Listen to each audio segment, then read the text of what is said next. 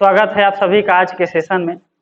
और बात कर रहे हैं हम सिंटैक्स से संबंधित कुछ समस्याओं के बारे में, जिसमें स्पॉटिंग एरर भी आ जाता है और सेंटेंस में कहीं ना कहीं कोई प्रॉब्लम दे देता है और उसको हमें सॉल्व करना होता है।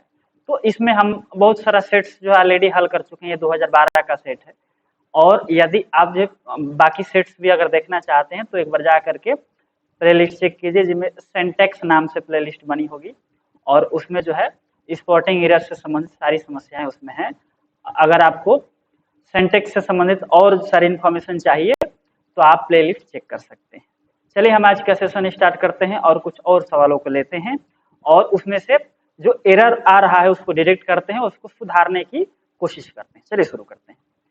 पहला है I have come at Varanasi a month ago. देखिए जो अगो शब्द है ना, यही की का काम कर रहा है, यही की का काम कर रहा है, यानी कि इसी से पता चल रहा है कि प्रॉब्लम कहाँ है। अगो जो है बीता हुआ टाइम बताता है, ठीक है, पास्ट टाइम बताता है। तो जब पास्ट टाइम बताता है तो पास्ट टाइम प्रेजेंट में क्या करने आएगा, यहाँ से जो है जो हमारा प्रेजेंट परफेक्ट टेंस यूज किया गया है, ये जो है कभी भी बीता हुआ समय को एक्सेप्ट नहीं करता है। तो बीता हुआ समय एक्सेप्ट कौन करता है, तो बीता हुआ टाइम जो है पास्ट इंडेफिनिट जो है एक्सेप्ट करता है, पास्ट इंडेफिनिट। तो आई हैव कम की जगह पे आई केम लिख देंगे, सेंटेंस हमारा हो जाएगा करेक्ट। ठीक है, पास्ट इंडेफिनिट के रूल पे इस अगो को देख करके हमको पता चल गया। चलिए नेक्स्ट क्वेश्चन की तरफ चलते हैं। He prevent me to do it. Prevent, देखिए ये एक तो इसमें टाइपिंग एरर हो सकता है, क्योंकि ही अगर सिंगुलर है तो पहली बात की या तो इसमें प्रिवेंट्स लगा दीजिए या प्रिवेंटेड लगा दीजिए। तो कहने का मतलब ये कि किसी न किसी टेंस में होना चाहिए, ठीक है ना। तो ये ही सिंगुलर है, तो अगर प्रेजेंट इंडेफिनिट में आप लिखना चाहते हैं तो इसमें एस लगाना पड़ेगा। अगर पास्ट इंडेफिनिट में लिखना चाहते हैं तो इसमें जो प्रिवेंट लिखा है इसमें ईडी जोड़ना पड़ेगा। तो हम ये मान के चलते हैं कि या तो प्रेजेंट इंडेफिनिट में होगा या पास्ट इंडेफिनिट में होगा। जो हमारी समस्या है वो हमारी समस्या यहाँ है, क्योंकि जो प्रिवेंट है, जो प्रिवेंट वर्ब है, ये वर्ब जो है प्रीपोजिशन अगर लेता है तो फ्रॉम लेता है, ठीक है, बाकी कोई प्रीपोजिशन नहीं ले सकता है। यहाँ पर टू जो है यूज कर रहा है, इस टू को हटा करके हमें फ्रॉम का प्रयोग करना होगा और फ्रॉम के बाद जो वर्ब आएगी वो भी फॉर फॉर्म में आएगी, ठीक है। जैसे लिखा रहेगा कि ही प्रिवेंटेड, उसने रोका, प्रिवेंटेड कर देते हैं, ही प्रिवेंटेड, उसने रोका मी माने मुझे, उसने मुझे रोका टू डू इट, इसे करने से। तो इसे करने से मुझे रोका, तो फ्रॉम लिखिए और डू को फिर डूइंग कीजिए, ठीक है। तो इस तरह सेंटेंस हमारा करेक्ट हो जाएगा। चलिए नेक्स्ट क्वेश्चन की तरफ चलते हैं। Gopal is ill for 4 days। देखिए सिंस फॉर वाला फिर प्रॉब्लम आया है। सिंस या फॉर दे करके अगर टाइम देता है तो टाइम के बाद ये जो टेंस होगा ये परफेक्ट टेंस में होना चाहिए। ये तो हमको सिंपल प्रेजेंट टेंस में दिख रहा है, तो इसको परफेक्ट टेंस में ले जाकर सही करेंगे। इज की जगह पे हमको लिख देना है हैज और बी का third form been. Gopal has been ill, यानी कि ये इज को हमको हटा देना है। Gopal has been ill for 4 days। ठीक है, चलो नेक्स्ट क्वेश्चन की तरफ। The rise and fall of the tide are due to the moon। अच्छा, जो राइज और फॉल होता है टाइड का, टाइड माने समुद्र की लहरों का जो ज्वार आता है, वो ड्यू टू मून यानी कि चंद्रमा के कारण होता है। अब देखिए इसमें जो समस्या ये है, जैसे राइस, राइस एंड करी, ठीक है ना। उसी तरह से मान लीजिए आता है bag and baggage, bag and baggage, ठीक है। उसके बाद आता है ये आपका आपके सामने दिया है राइज एंड फॉल, ठीक है। तो ये शब्द ऐसे है ना कि bag and baggage, rise and fall. एक और शब्द आता है जैसे एज एंड एक्सपीरियंस, ठीक है ना। तो rise and fall, age and experience, ये सब जो है एंड से जुड़े तो रहते हैं, लेकिन ये एक यूनिट का बोध कराते हैं। बैग एंड बैगेज से भी 1 यूनिट का बोध होता है, राइज एंड फॉल से भी 1 यूनिट का बोध होता है, एज एंड एक्सपीरियंस से भी 1 यूनिट का बोध होता है। इसी में एक और आता है bread and butter, bread and butter. इस तरह से बहुत सारे होते हैं जिनको हम एक बार में कहें तो इनको कहा जाता है पेयर वर्ड्स, जोड़े में प्रयुक्त होने वाले शब्द। ये हमेशा जोड़े में ही यूज होते हैं, तो जोड़े में यूज होने की वजह से 1 यूनिट मान करके इनको सिंगुलर माना जाता है, सिंगुलर। तो जब ये सिंगुलर माना गया तो फिर यहाँ जो वर्ब आ रही है इनको भी सिंगुलर कीजिए, ठीक है। तो सेंटेंस हमारा बनेगा the rise and fall of the tide. Of the tide से हमारा कोई लेना देना भी नहीं है, हमारा ओरिजिनल जो सब्जेक्ट हमारा यही है, तो ये अगर सिंगुलर है तो इज लग गया। अक्सर जो है एंड के साथ 2 नाउन जोड़ करके प्लूरल हो जाता है, लेकिन जब 1 यूनिट का बोध कराने लगे, ऐसे कुछ पेयर वर्ड्स होते हैं जो 1 यूनिट का बोध कराते हैं, उस स्थिति में आप जो है उसको सिंगुलर मान करके इज का प्रयोग करेंगे। जैसे एक सेंटेंस देख लीजिए, ये परीक्षा में कई बार पूछा है, राइस एंड करी इज होलसम फूड। राइस और करी जो स्वास्थ्यवर्धक खाना है, तो राइस एंड करी के साथ इज ही सही है। वो क्या करता है कि आर दे के पूछता है, और आर दे के पूछता है तो आर को गलत करना पड़ता है, इज को सही करना पड़ता है हमको, ठीक है। तो इस बात को हमेशा याद रखिए कि राइस एंड करी 1 यूनिट का बोध कराता है, अगर इसके साथ आर आ गया तो गलत काटिए, उसकी जगह इज रखिए, ठीक है। चलिए नेक्स्ट क्वेश्चन की तरफ चलते हैं। One should not boast of his wealth. देखिए ही का पोसेसिव एडजेक्टिव हिज होता है और शी का हर होता है। उसी तरह वन का पोसेसिव एडजेक्टिव वंस होता है। तो यहाँ जो हिज पोसेसिव एडजेक्टिव यूज किया है ना, वन हमारा सब्जेक्ट है, तो वन के लिए पोसेसिव एडजेक्टिव वंस होना चाहिए। तो यहाँ से हिज हटाइए, वंस लगाइए, सेंटेंस आपका सही हो जाएगा। The smell of this flowers are very sweet. अच्छा, the smell of this flowers, flowers को देख करके आर नहीं लगा है। कभी भी अगर नाउन यूज होता है, फिर ऑफ यूज होता है और फिर नाउन आता है, तो इससे पहले द जरूर रहता है, पहली चीज। और आगे जो वर्ब लगेगी, हेल्पिंग वर्ब, ये पहले वाले नाउन को देख करके लगाया जाता है, ठीक है। तो इसमें जो है इस नाउन से आपको कोई लेना देना, इस नाउन का इस वर्ब पे कोई प्रभाव नहीं पड़ेगा।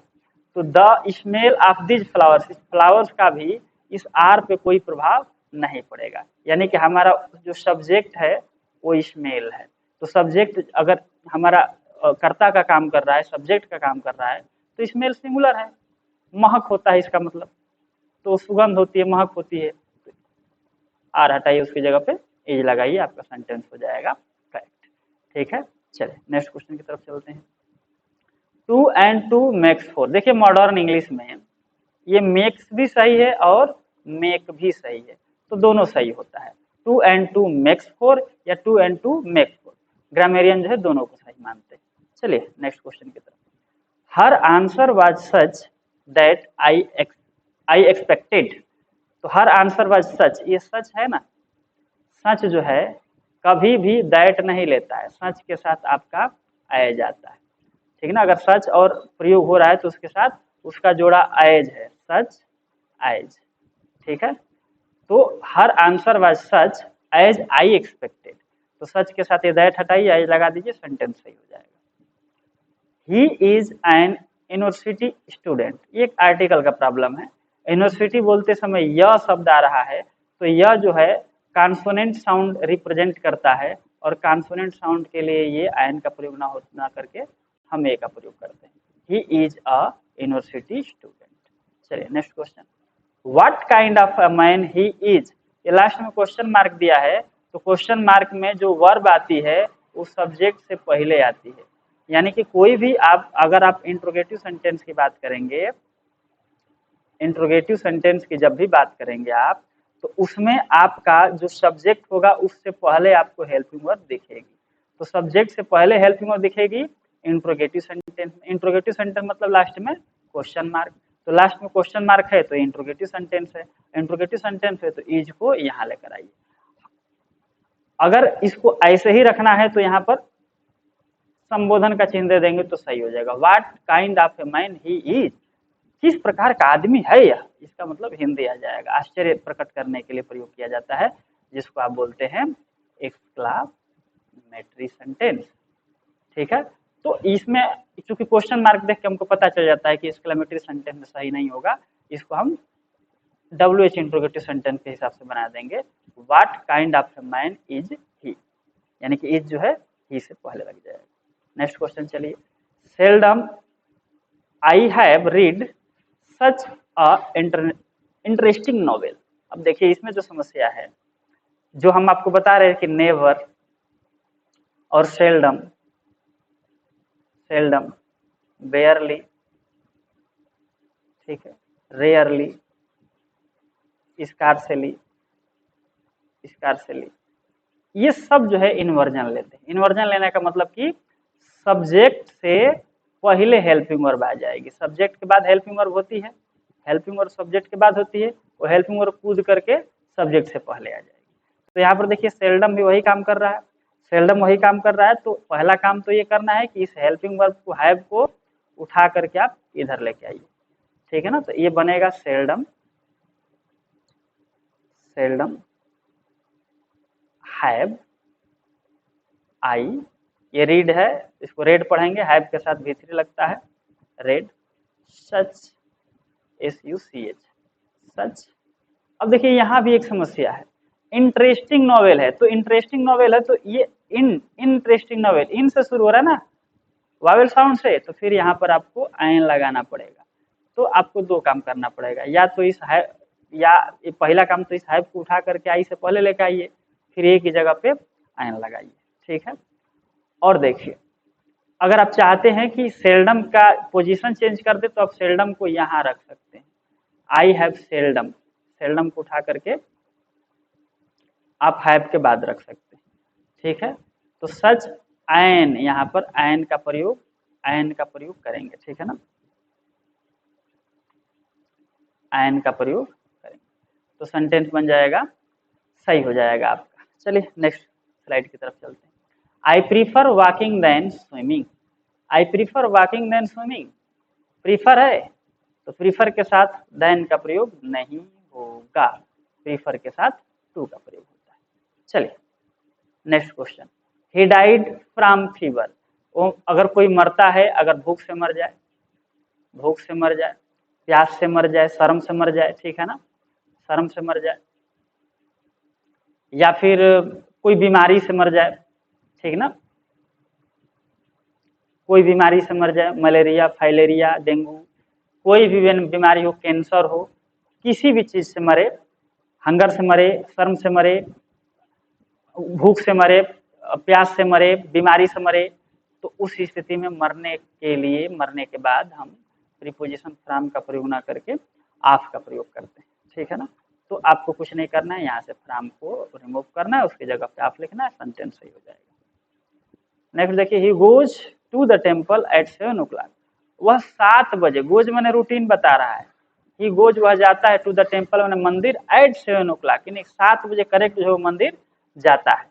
तो मंदिर 7 बजे करेक्ट जाता है तो पूजा करने के लिए जाता होगा ना, करेक्ट टाइम तो पुजारियों का होता है, चोरों का तो नहीं ना। तो ये जो द का प्रयोग किया है ये गलत किया है। अगर टेम्पल का प्रयोग आप जो है पूजा के लिए कर रहे हैं, वर्शिप के लिए कर रहे हैं, तो उस स्थिति में जो है द का प्रयोग आप नहीं करेंगे। यदि रोज 7 बजे किसी और पर्पज से जाते हैं, मंदिर में पूजा अर्चना या भगवान के दर्शन के अलावा कोई और काम करने के लिए जा रहे हैं, तो फिर द का प्रयोग किया जाता है। क्योंकि एट 7 o'clock है तो हम इस तरह से जनरल सेंस में मान के चलते हैं कि पुजारी होगा, तो इसलिए उस 7 बजे उसका रूटीन बना हुआ है, चोरों का कोई रूटीन नहीं होता है। चलिए नेक्स्ट स्लाइड की तरफ। Of the two boys he was most intelligent, देखिए इस सेंटेंस को ऐसे भी लिखा जा सकता है, he was most intelligent, intelligent of the two boys. ठीक है, ये सेंटेंस ऐसे भी लिख सकता है, यानी कि ऑफ द टू बॉयज जो ये देख रहे हैं, आप इसको उठा करके सेंटेंस के लास्ट में भी लिख सकते हैं। तो समस्या क्या है, ऑफ द टू वाज में कोई समस्या नहीं। ही वाज मोस्ट, अब देखिए सुपरलेटिव डिग्री का प्रयोग किया कर रहा है। कभी भी दो व्यक्तियों के बारे में बात हो तो सुपरलेटिव की जगह कंपैरेटिव डिग्री का प्रयोग किया जाएगा और उससे पहले आपको द का प्रयोग करना पड़ेगा। तो इसमें सब कुछ ठीक है, आपको बस इतना काम करना है कि मोस्ट को हटाना है और इसकी जगह पे मोर का प्रयोग करना है, और मोर का प्रयोग करने से पहले उससे पहले जो है द का प्रयोग करना है। तो आपको यहाँ मोस्ट आप हटाइए, इसकी जगह पे मोर लिखिए और मोर से पहले द लगा लीजिए, ठीक है ना। तो हो जाएगा of the two was he was the more intelligent, और सेंटेंस हो जाएगा करेक्ट। चलिए नेक्स्ट क्वेश्चन की तरफ, समाप्त हो गया। तो चलिए आज के सेशन में इतना रहने देते हैं। अगर आपको ये सेशन जो है अच्छा लग रहा है, आपका इन्फॉर्मेशन का लेवल बढ़ रहा है, तो चैनल को लाइक कीजिए, शेयर कीजिए और सब्सक्राइब कीजिए। यदि आप जो है इससे जुड़े हुए क्विज में भाग लेना चाहते हैं, ऑप्शनल क्वेश्चन करना चाहते हैं, पीडीएफ प्राप्त करना चाहते हैं, तो डिस्क्रिप्शन बॉक्स में लिंक दिया गया है टेलीग्राम चैनल का, आप जाइए और टेलीग्राम चैनल को ज्वाइन कीजिए। वहाँ पर फ्री ऑफ कास्ट सारी सुविधाएं जो है अवेलेबल है। चलिए मिलते हैं नेक्स्ट सेशन में, आज के लिए इतना रहने देते हैं। जय हिंद, जय भारत, वंदे मातरम।